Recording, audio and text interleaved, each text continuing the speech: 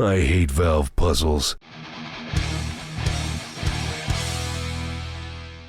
Hey guys, some of you might remember my old tiny Muskoka chair build, also called an Adirondack chair. Now this was built for my son when he was just a little bit bigger than a baby, so obviously by now, 3 or 4 years ago, he's grown a little bit. So I want to go ahead and in this project, remake this, but with a 1.5 times scale.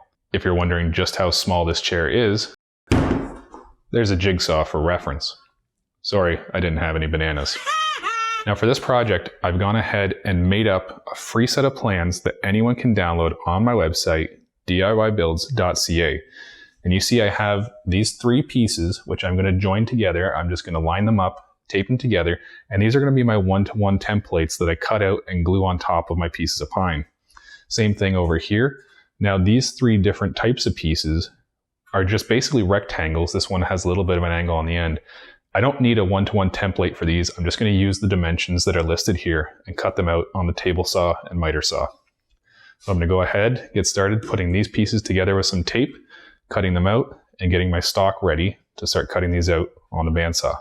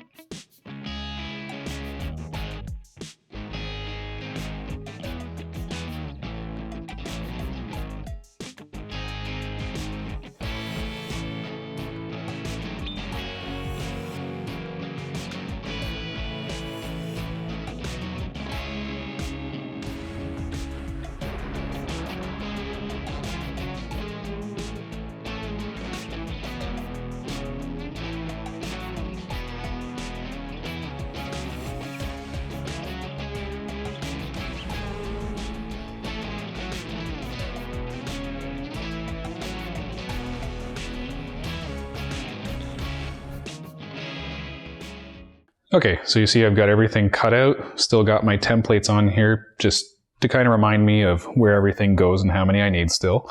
So these ones each are just one of one.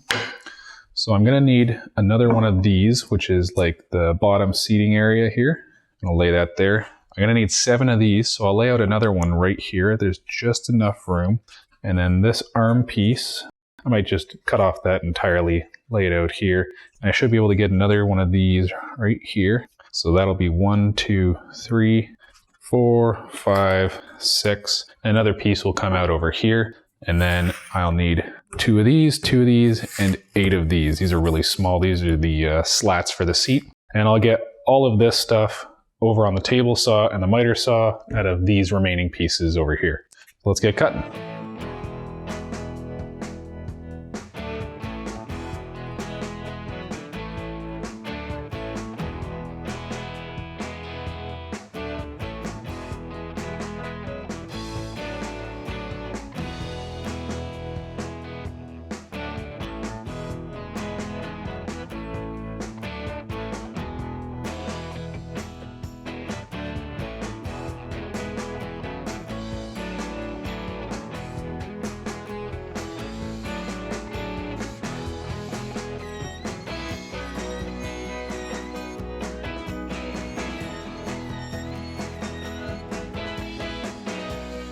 So here's a neat trick for taking off the templates once you've spray adhesive them down, is you just wait about a week and then come back to the project and this happens.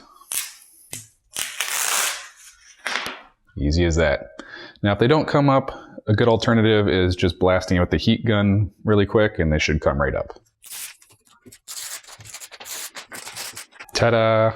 So the next step over here at the router table, I have set up my 1/8 inch roundover bit. So I'm going to go ahead and put a roundover on most of the sides of the arms. Just back here will be left flat against this, the vertical back post here. And these side pieces holding the seat, they won't receive any kind of roundover, but all the slats, the back pieces, this back support right here, all get roundovers, and this actually didn't get a roundover originally on the legs, but I'm going to go ahead and put a roundover on these legs on the new one. So let's get started.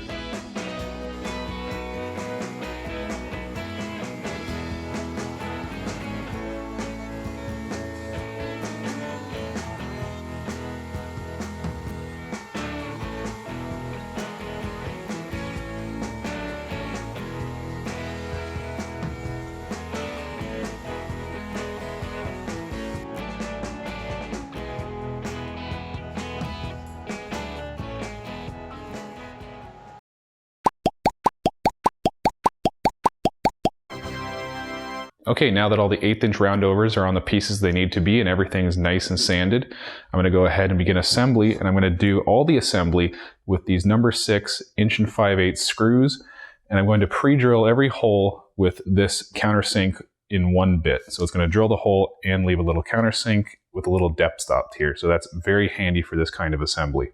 So let's get started.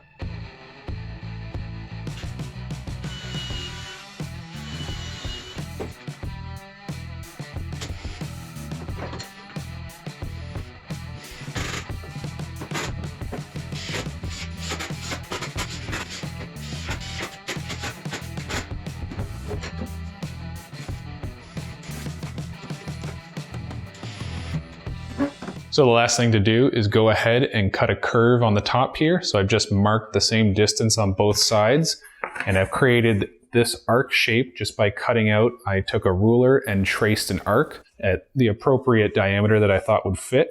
And I'm going to go ahead, line up these 2 points, and then just trace my line. And we'll cut this out at the bandsaw, and then I'll put a little bit of a roundover, that 1/8 inch roundover that everything else has received, and this project's complete.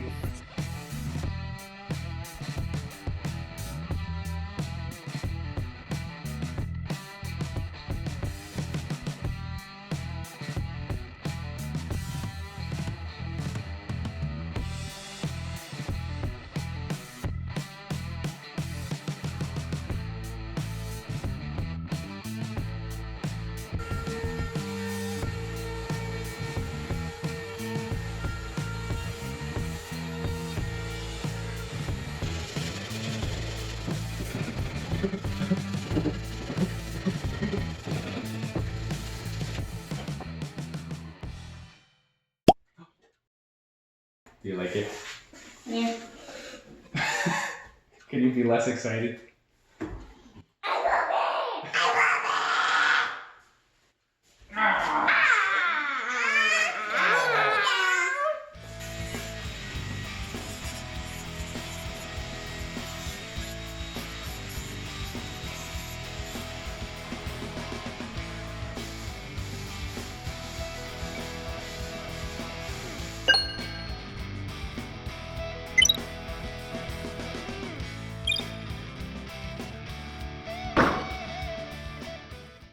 I'm good.